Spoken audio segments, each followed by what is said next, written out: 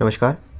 तो आज के सेशन में हम इलाहाबाद से संबंधित महत्वपूर्ण चीज़ों को समझने का प्रयास करेंगे। ठीक है, इसमें हम यूजी पीजी सभी कोर्सेज़ को इंक्लूड करके बातें करेंगे, साथ ही साथ में बीएड का भी कोर्स हम यहाँ पे इंक्लूड करेंगे। ठीक है, देखिए कुछ बातें मैं क्लियर कर देना चाहता हूँ वीडियो को स्टार्ट करने से पहले कि मेरा सिर्फ एक ही रिकमेंडेशन रहेगा कि सभी कोर्सेज़ को यहाँ पे मैंने इंक्लूड करने की कोशिश की है। सारी जानकारी जो कि एक नॉर्मल कन्फ्यूज़न रहता है एडमिशन लेने से पहले, और क्या प्रोसीजर होता है, किस तरीके से एग्ज़ाम होता है, किस तरीके से काउंसलिंग होती है, किस तरीके से कट ऑफ निकलता है, किस तरीके से अलॉट होता है हमारा हॉस्टल, और यूजी और पीजी के लिए क्या डिफरेंस है।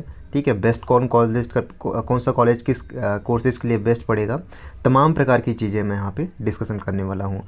यूजी एंड पीजी दोनों के लिए, साथ साथ में बीएड की भी मैं बातें करूँगा।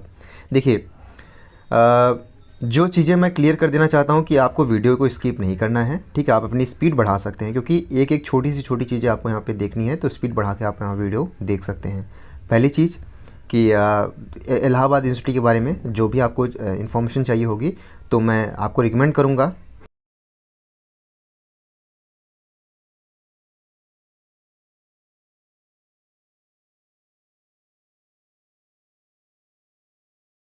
इलाहाबाद यूनिवर्सिटी है, इस पर आप क्लिक करेंगे तो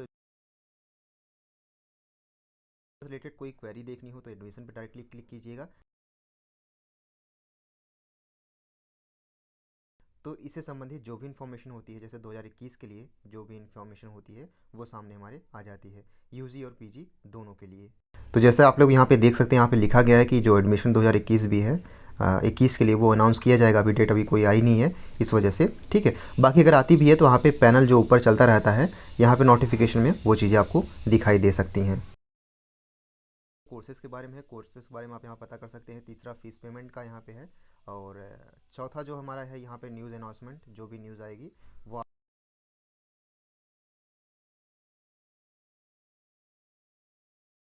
स्टेटस ऑफ रिजल्ट यहाँ पे देख सकते हैं। तो ये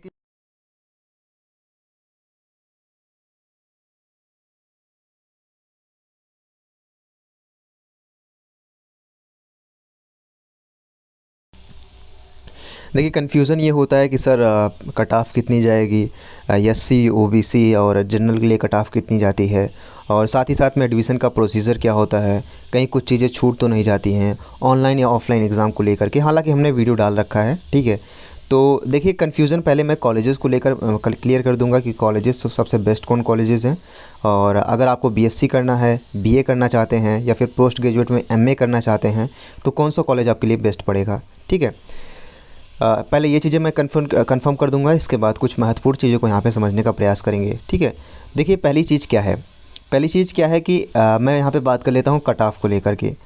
ठीक है, बहुत सारा कन्फ्यूज़न होता है। पहले एग्ज़ाम तैयारी करने से पहले ही हमें हमारे मन में कट ऑफ को लेकर के बहुत सारी दुविधाएं आती रहती हैं कि कट ऑफ कितना जाएगा अगर हम जनरल है, ओबीसी है, एससी है, एसटी है, या फिर अगर हमारे पास कोई गेम है। ठीक है, मान लीजिए आपने नेशनल लेवल पर या फिर स्टेट लेवल पर कोई भी गेम खेला है तो उसमें आपका ऑप्शन आता है, तो उसको आप डेफिनेटली भरिएगा ऑनलाइन फॉर्म भरते समय, उससे आपको बहुत ज़्यादा बेनिफिट होगा। ठीक है, अगर किसी का 120 है और आपका 70 है या फिर 70 या फिर 80 है तो आपका होने के चांसेस डेफिनेटली बहुत ज़्यादा होते हैं। ठीक है, अगर आप नेशनल या फिर स्टेट लेवल पर खेले हैं, क्योंकि उनके लिए अलग से कोटा जो है वो रिजर्व किया जाता है।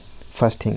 दूसरी चीज़ क्या है कि देखिए सभी कोर्सेज़ के लिए मेन कैंपस तो बेस्ट ही है। डेफिनेटली मैं जो सही चीज़ें हैं मैं वो चीज़ बता रहा हूँ, चाहे आप लाइब्रेरी को लेकर ले लीजिए, चाहे आप फैकल्टी को लेकर ले लीजिए, या फिर चाहे आप ग्राउंड को लेकर ले लीजिए। ठीक है, जिस तरीके से उसका स्ट्रक्चर है, या फिर माहौल भी एक तरीके से कहा जाए तो कहते हैं ना कि यूनिवर्सिटी में पढ़ रहे हैं तो वो चीज़ें एक अलग ही लेवल पर पहुंचा देती है हमें। तो हालांकि ऐसी कोई बात नहीं है, एक वो चीज़ें होती है क्योंकि हमारे दोस्त जो पढ़ते थे सीएमपी में भी पढ़ते थे। सीएमपी में बता दूं कि जैसे कि मैं कुछ चीज़ें कंफर्म कर देना चाहता हूं, जैसे कि इलाहाबाद यूनिवर्सिटी एक मेन कैंपस है, उससे एफिलेटेड कई कॉलेजेस हैं। ठीक है, डिग्री आपको सेम ही मिलने वाली है, यानी आपकी कोई डिग्री देखकर ये नहीं बता सकता है कि आपने पढ़ाई मेन कैंपस से की है या फिर इलाहाबाद के मेन कैंपस से की है या फिर एफिलेटेड कॉलेज से की है। यानी डिग्री सभी को एक रूप से प्रोवाइड कराई जाती है, क्योंकि एफिलेटेड कॉलेज हैं तो डिग्री भी इलाहाबाद ही प्रोवाइड कराता है, इलाहाबाद यूनिवर्सिटी ही प्रोवाइड कराता है।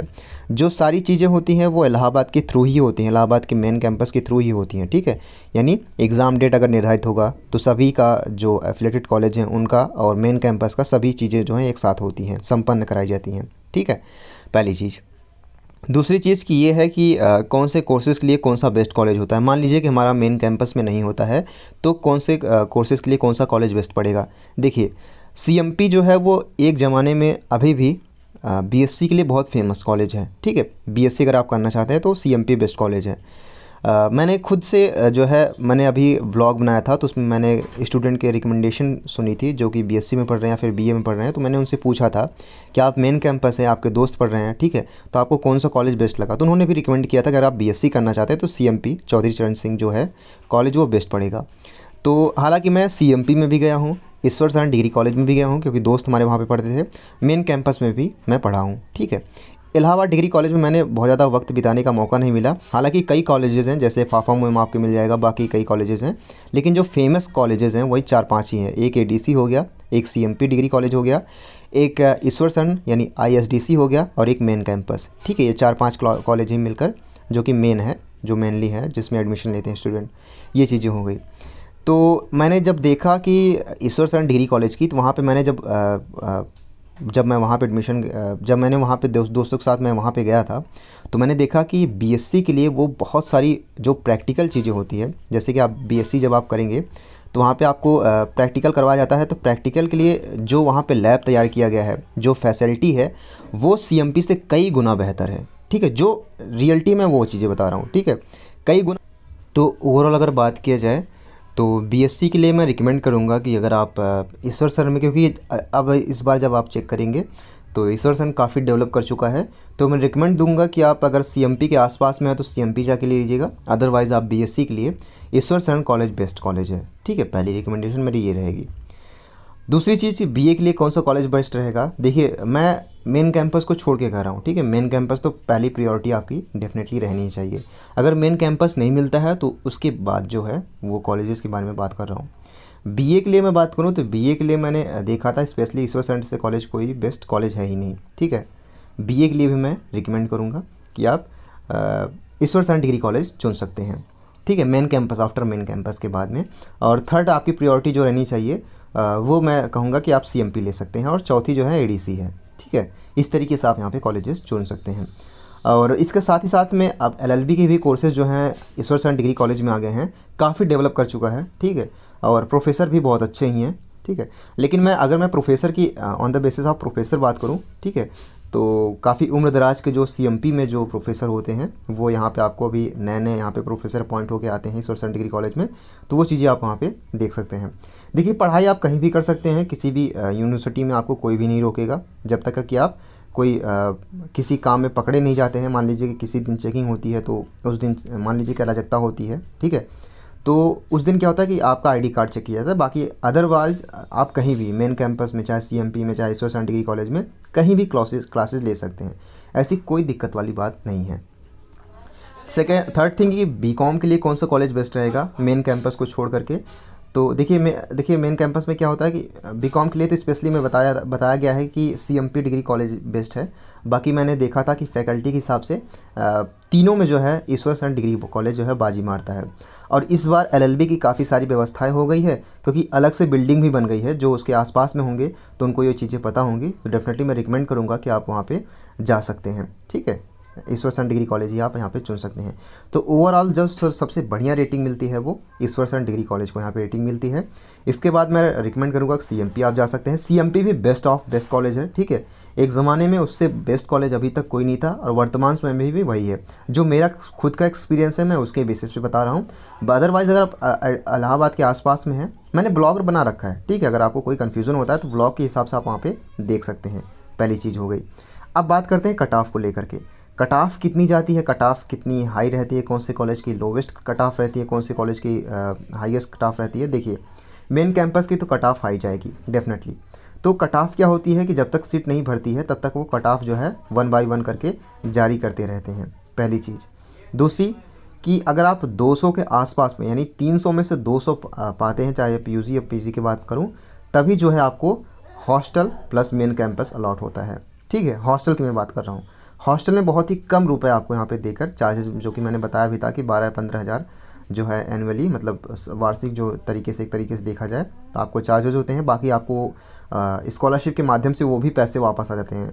तो हॉस्टल तो बेस्ट है, अगर आपको मिलता है तो आप बेस्ट हैं, ठीक है, आप तैयारी कर सकते हैं। तो और मैंने हॉस्टल पर भी एक वीडियो बना रखा है, तो व्लॉग के माध्यम से जाके आप उसको वहाँ पे चेक कर सकते हैं। अब अगली बात करते हैं कि यहाँ पे 200 तो आपको अगर हॉस्टल पाना है प्लस मेन कैंपस लेना है तो 200 के अप्रॉक्सीमेटली यानी 190 प्लस तो रहना चाहिए, ठीक है। तो 200 मान लीजिए जनरल के लिए, 185 से 190 के बीच में मान लीजिए ओबीसी के लिए, ठीक है, उसी का आसपास। और वही एससी और एसटी की बात करें तो 180 मान लीजिए, ठीक है, 175 से 180 के बीच में, यही चीज़ें आसपास में रहती हैं। मतलब आपको हॉस्टल के साथ साथ में मेन कैंपस चाहिए।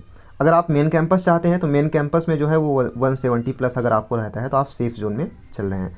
170 या 165 के अगर आप पार हैं, क्या होता है कि जब आप नंबर कम लाएंगे तो उसमें क्या होता है कि कई बार हमें सब्जेक्ट कॉम्बिनेशन हमारे अपने हिसाब से नहीं मिल पाता है, ठीक है। क्या होता था कि मेरा एक दोस्त था, तो उसका अप्रॉक्सीमेटली 175 था, तो काफ़ी अच्छे थे। उसका पहले ही काउंसलिंग आई थिंक होना चाहिए था और हो भी गया था उसका, लेकिन उसको जो है सब्जेक्ट कॉम्बिनेशन बढ़िया नहीं मिला था। उसके सब्जेक्ट कॉम्बिनेशन में तबला या इस तरीके से मिल रहे थे, तो उसने वेट किया सेकंड काउंसलिंग का। जब सेकंड काउंसलिंग आई तब उसको सब्जेक्ट काउंसलिंग जो है सब्जेक्ट कॉम्बिनेशन मिला था। तो काफ़ी चीज़ें हैं, बाकी मैं रिकमेंड दूंगा आगे ये सब चीज़ें चल करके।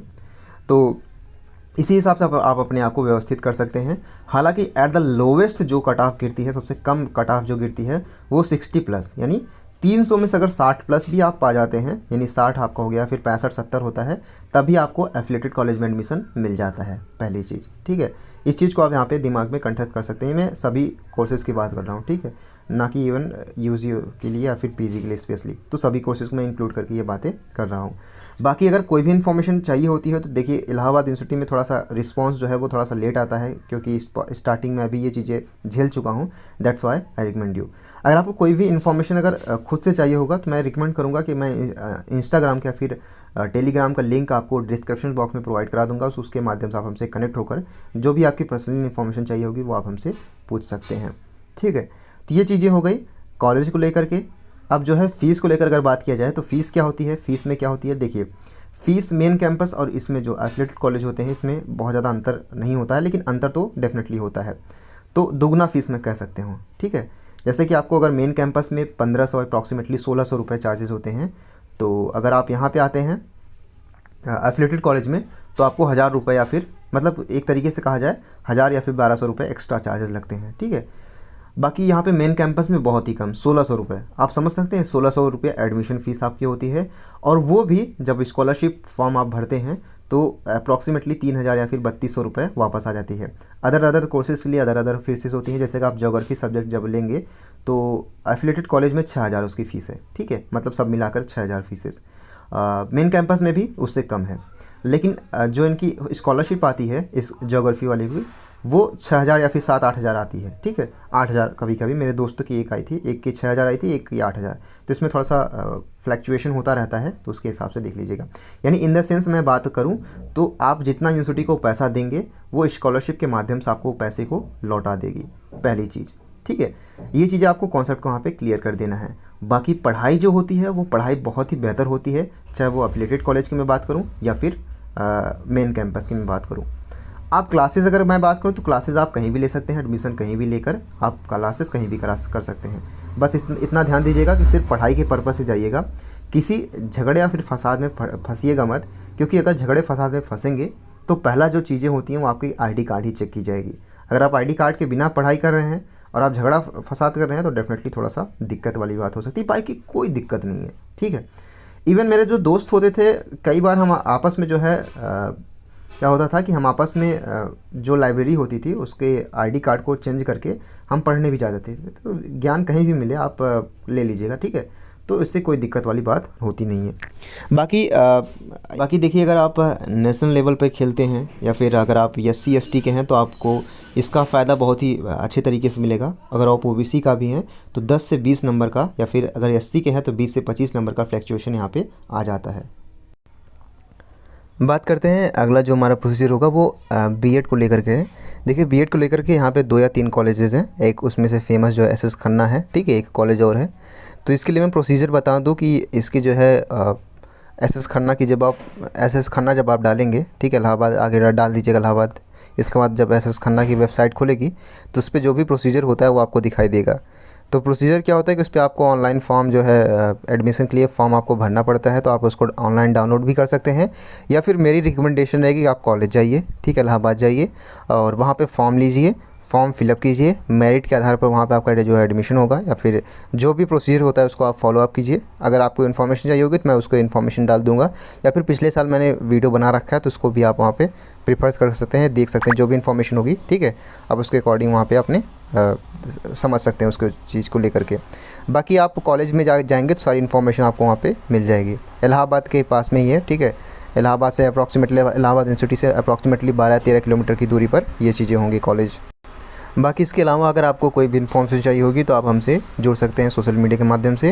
अप्रॉक्सीमेटली मैंने अपने हिसाब से तो सारी इन्फॉर्मेशन बता दी है। बाकी अगर कोई चीज़ें आपको नहीं पता है तो डेफिनेटली आप कमेंट बॉक्स के माध्यम से पूछ सकते हैं। तो मैं रिकमेंड ये चीज़ें करूँगा कि अगर आपको पता है कुछ चीज़ों के आंसर तो आप किसी को रिप्लाई दे सकते हैं, ठीक है, उनसे उनकी हेल्प हो जाएगी। या अगर आप क्वेश्चन कुछ पूछेंगे तो डेफिनेटली दूसरा कोई क्या होगा, अगर किसी को पता होगा तो वो रिप्लाई दे देगा, ठीक है। अगर मैं देखूंगा तो डेफिनेटली मैं रिप्लाई दे दूंगा उस चीज़ का, ठीक है, अगर कुछ अलग लगा। बाकी जो मैंने वीडियो में बता रखा है वो चीज़ें मैं रिप्लाई नहीं देने वाला हूँ, उस चीज़ को आपको यहाँ पे ध्यान से देख लेना होगा।